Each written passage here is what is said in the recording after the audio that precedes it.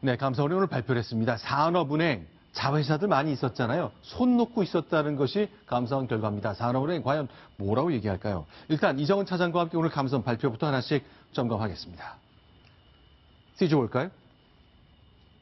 네. 네, 일단 그 감사원이 집중해서 본 것은 2013년부터 2014년 이렇게 2년 정도에 어떤 일이 있었나를 본 겁니다. 그래서 그 산업은행이 출자 회사인 대우조선해양을 관리를 제대로 했는가 봤더니 그렇지가 않았다는 거죠. 대우조선해양이 영업이익을 부풀리는 방식으로 40여 개 해양 플랜트 사업에서 무려 1조 5천억 원을 분식회계 했다는 정황을 발견한 거예요. 자, 그러면요. 해양 플랜트라는 게요. 워낙 처음 해보고 우리가 안 해보았던 영역이기 때문에 자, 잘 몰랐던 영역이라지만 그래도 1조 5천억 분식회계를 했다? 이거는 실력이 없었다가 아니라 정직하지 않았다는 뜻이잖아요. 그렇죠. 금액이 엄청 큰 거죠. 방금 말씀하신 대로 분식회계라는 것은 실제 재정 상태나 이익을 부풀리는 방식으로 서류를 조작하고 이런 식으로 이제 계산하는 것인데 이렇게 과다 계상된 재무 상태를 바탕으로 심지어 대우조선해양은 2년 동안 임원 성과금은 65억 원을 주고 또 직원 성과금은 거의 1,900억 정도를 준 것으로 드러났습니다.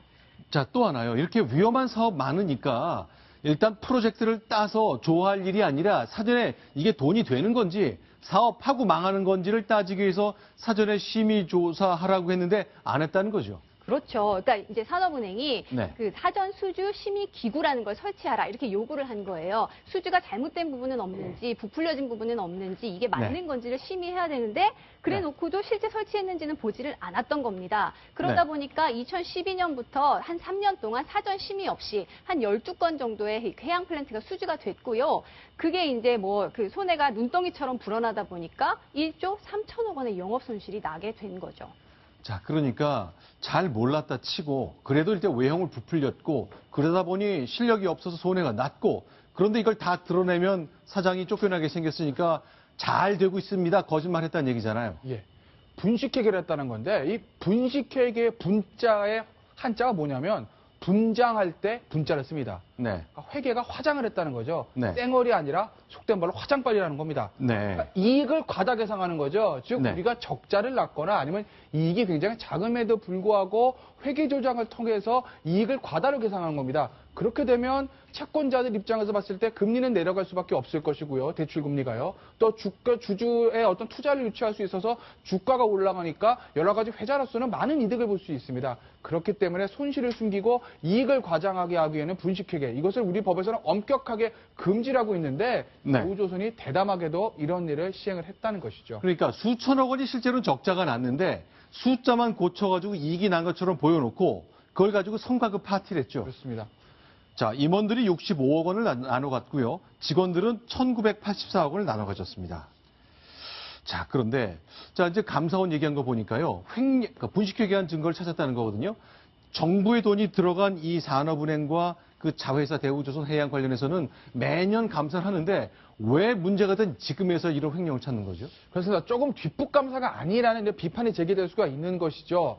그 대우조선의 어떤 부실 문제들은 어제 오늘의 얘기가 아니었고 이미 지금 검찰의 압수수색도 있었고 여러 가지 문제가 제기됐음에도 불구하고 감사원 입장에서 산업은행이 실질적으로 출자한 거나 마찬가지인 대우조선의 부실 문제를 진작 체크를 해서 더 이상 큰 분식회가 없도록 부실이 더 많아지지 않도록 진작에 사전 어떤 정비가 있었어야 되는데 왜 이제 와서 검찰 압수수색까지 다 되고 속된 말로 발표 하나마나한 누구나 다 알고 있는 사실을 이제 와서 발표하느냐 감사원은 너무 늦게 움직인 거 아니냐라는 이런 비판이 제기될 수 있습니다. 조금 대우 측 의견도 좀 제시를 해드렸으면 하는데 그 야말 프로젝트라고 하는 게 있습니다. 야말 프로젝트가 뭔가 하면은 북극해를 바라보는 러시아 영토 중에 야말반도라고 하는 데가 있는데 지금 거기는 배가 들어가기 못합니다. 북극해 꽝꽝 얼어가지고 아주 여름철에만 녹는데 거기에 유전이 많아가지고 거기서 석유를 캔 거를 해빙선에 실어서 갖고 오는 러시아의 엄청난 프로젝트인데 그 대사업을 작년인가 대우가 따냈어요. 그래서 그 돈이 들어오면은 상당히 이게 만회할 수 있겠다 하고 돌렸던 것 같아요.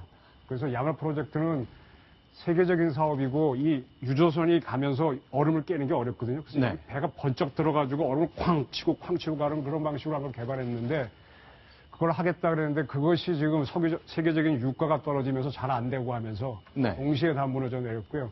저거는 지금 감사원이 왜 이제서야 하냐 그러는데 사실은 네. 뭐 정부기관은 아니니까. 네. 그리고 그렇게 또 잘 될 줄 알았는데 잘 안 되고 나니까 이제 감사원이 다 아는 사실을 이제 터트린 거죠. 사실은 그 전에 산업은행에서는 CFO를 네. 자기네 그쪽에 CFO로 보내고 다 그렇게 했었습니다. 자, 그런데 감사원이 늘 나타나는 현상인데 집권 1년차, 2년차, 3년차 때는 정부의 부담스러운 감사를 잘 안 하거든요.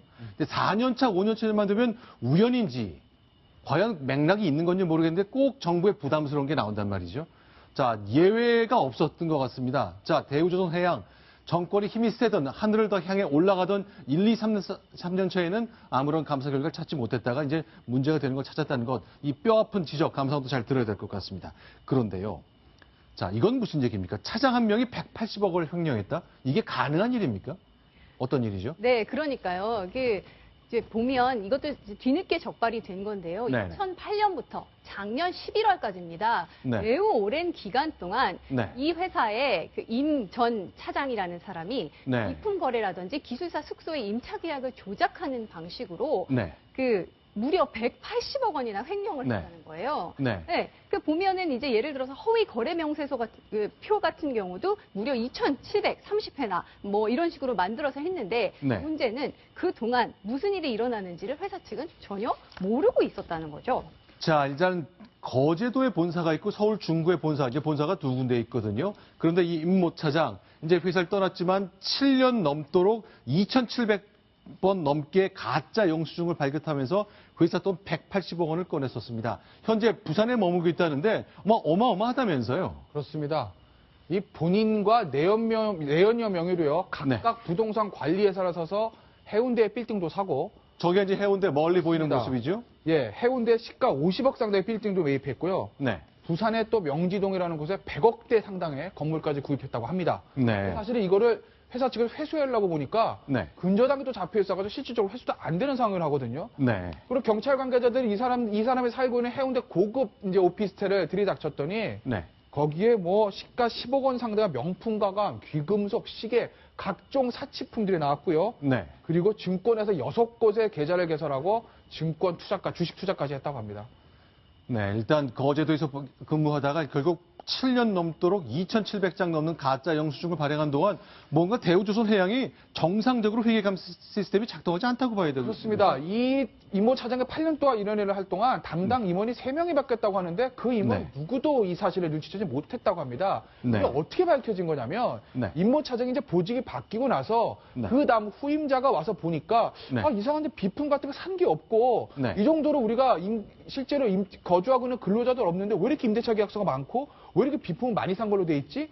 라고 의심을 가지고 조사를 하기 시작한 다음에 회사에 보고를 했던 거죠. 네. 어떤 전임자 때 약간 이상한 일이 있었다. 이렇게 보고를 해서 밝혀졌다는 겁니다. 무려 8년 만에 밝혀진 겁니다. 만약에 그 후임자도 이 일에 대해서 별로 열심히 체크를 하지 않았다고 하면 이 180억 횡령은 영영 묻혔을 겁니다.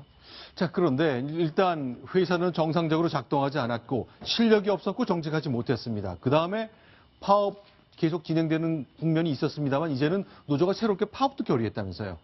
그렇습니다.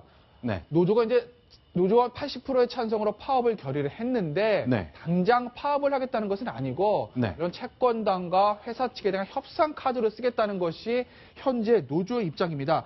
그러니까 노조는 대우조선 같은 경우에 자구책 때문에 특수한 사업부를 또 분할 매각해야 되고요. 또 인력 구조 조정이 있는데 이거를 반대하겠다는 거죠. 그런데 실제로 파업에 돌입할 수 있을 것이냐?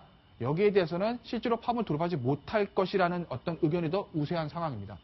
일단 작년 10월까지만 해도 노조에서는 정부의 그 정책적 자금 지원이 필요하기 때문에 당분간 단체 행동하지 않겠다고 약속을 했었거든요. 이제 많이 상황이 달라진 겁니까?